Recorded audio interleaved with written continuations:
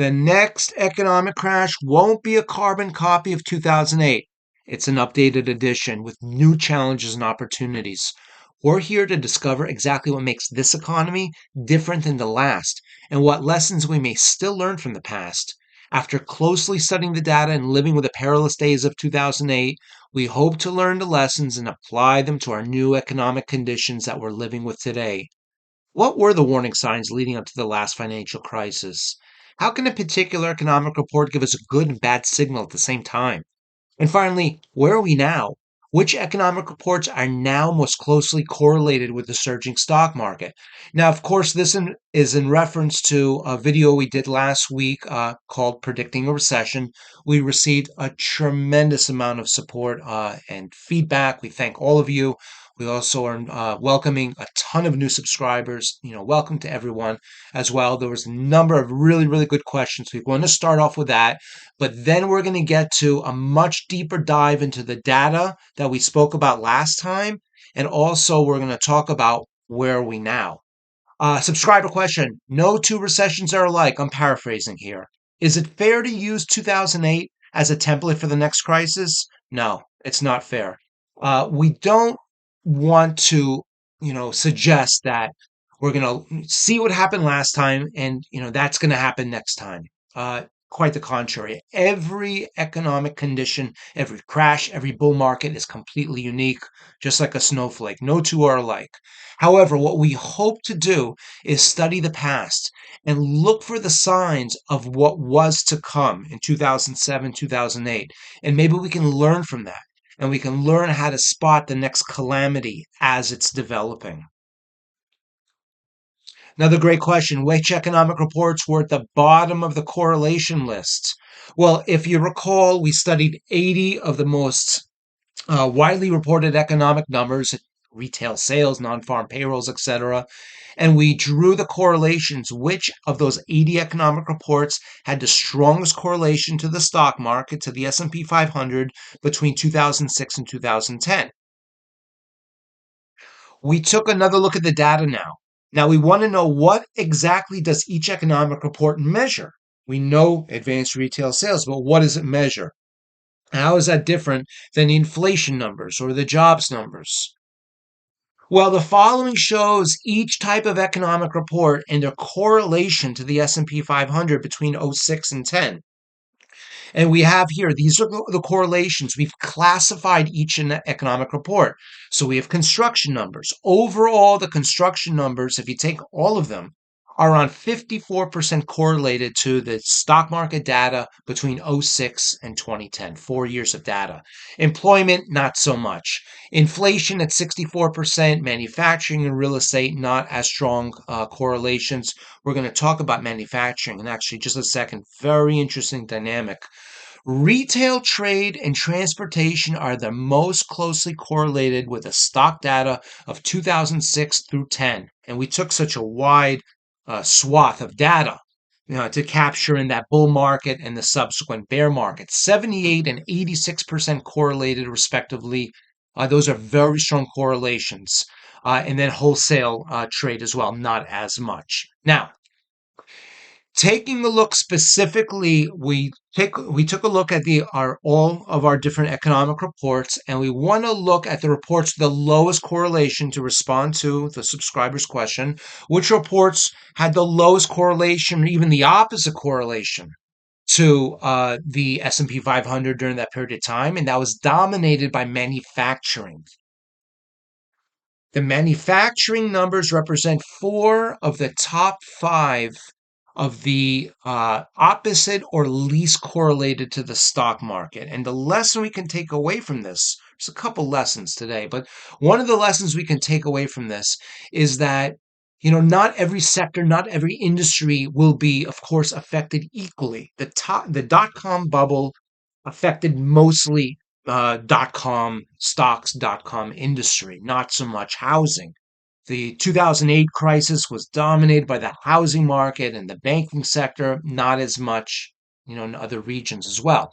Now, the number one most oppositely correlated is employment, but that's the unemployment rates.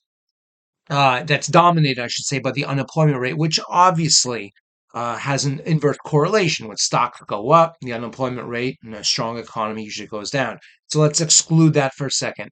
The manufacturing in particular had a very weak or even negative correlation to the stock markets. But the reports with the highest correlation to stocks were also dominated by manufacturing. How can that be? We can see here that of the top five, three of the numbers were comprised of manufacturing numbers. So the question is, how can manufacturing be so negatively correlated or not correlated at all to the stock market, but also be so positively correlated to the stock markets? Well, we have to consider what kind of manufacturing does this report measure. For example, the Philly Fed. That's a survey of manufacturers about general business conditions in the third district, which includes parts of Pennsylvania, New Jersey, and Delaware. And we can see here the Philly Fed represents four of the top five of the least correlated or worst correlated to the stock market. The Philly Fed current delivery times, new orders, work hours, and Fed manufacturing. And again, also the unemployment rate, it has a negative correlation. So we'll exclude that because, again, during strong economic times, unemployment rate goes down. So the Philly Fed was very negative during that period of time. However, industrial production and capacity utilization were very strongly correlated. And these reports provide a comprehensive view of U.S. manufacturing and the overall industrial activity and reflects business conditions for the whole country. So, capacity utilization, industrial production, that's numbers 2 and 3. Also, manufacturing, new orders, that's durable goods. That's number 3, number 4, I should say. Of the top five, three of those are US based or US wide numbers, so to speak. They report on the condition of the manufacturing conditions over the whole country. Those are very strongly correlated with the S&P 500.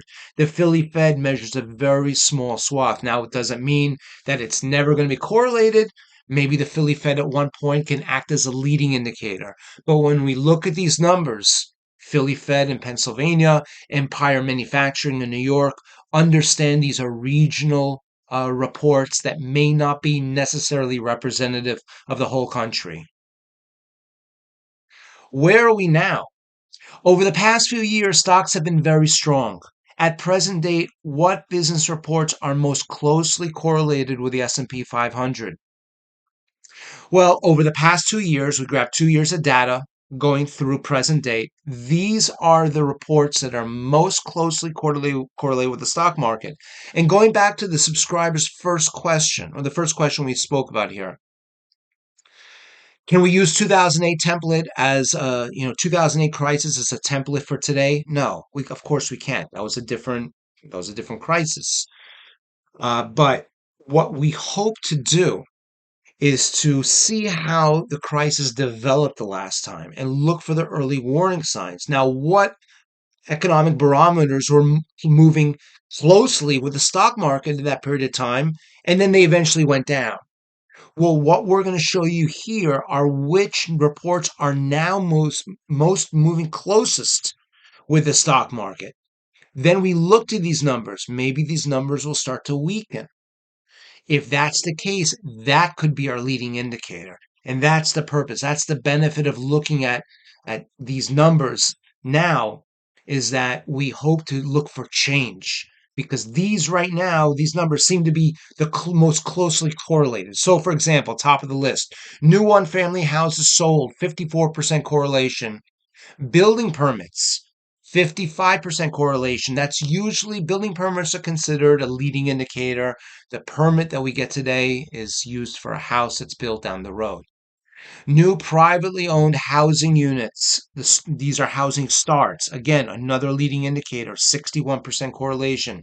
New privately owned housing units, single family units specifically, those are for, not large construction projects, single family, 75% correlation.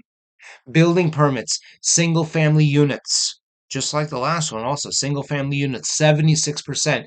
So we have two real similar, well, a lot of similarities here actually. Number one, They're all housing numbers. The housing sector seems to be the most closely correlated with the S&P 500, but not housing numbers alone. Leading indicators, building permits, housing starts. These are all leading indicators. Building permits, again, it's a permit we get today before we even break ground to build a house that we may build next year and sell 2 years from now. Housing starts indicates the new homes that are started that are not yet even on the market. So the stock market is very strong right now, and these leading indicators to the housing market are also very strong right now. Notice we didn't say, existing home sales. We just spoke about the other day. Not so good. 4 million wasn't a great number. We talk about new home sales. Also, those numbers weren't so good either. We're talking about the leading indicators. So the takeaway from this is, if you're an optimist, there is a lot to be optimistic about at this point. That the stock market is correlated to the future of the housing market, and the future of the housing market looks good. That's what this is telling us. Not only this, we cover building permits and housing starts in our, regular weekly updates as well. But these look good. But you want to take the opposite side of the coin. If you're a pessimist, well, maybe what's the leading indicator of all leading indicators? The stock market. Stock markets move ahead of everything else because stock markets, that's all of us. We're buying and selling shares, trying to guess the next corporate earnings, trying to guess if Tesla's going to sell more cars or if we're going to build more homes. So stocks move in anticipation of corporate profits. Corporate profits that will be made eventually when these building permits turn into housing developments. So the question is the stock market, the very strong stock market now, moving in anticipation of a future strong economy? Is the stock market moving as a leading indicator in congruent with another leading indicator, like housing starts and building permits? Maybe that's why they're both correlated. Maybe they're both guessing an optimistic future. Maybe we should be concerned that the current indicators, like new home sales, existing home sales, those don't look so good. Very interesting. Well, now we need some more data. We're turning to you. We're asking for your help. Since we've had such a tremendous showing, and really it was a phenomenal turnout, we would like to ask you, what do you believe will be the source of the next financial crisis and or recession? The next problem. What will be the center of that? Will it be monetary policy, interest rates, and inflation? That's a logical. That's a logical place to go. Will it be employment? And also employment due to the loss of jobs due to artificial intelligence, AI. Will that be the next crisis? Will the next crisis be housing and construction and real estate, meaning these building permits and housing starts are not going to be, it's not going to translate into what we would hope they would be? Is it going to be geopolitical events? And that is a topic too large to cover here. Or is it something else that we haven't even mentioned? Please let us know in the comments. Again, we thank all of you very, very much for your participation. To go to this poll, simply go to the YouTube page, our YouTube page, and click on the community button. You'll find this poll there. We thank you for joining us. We look forward to seeing you back soon.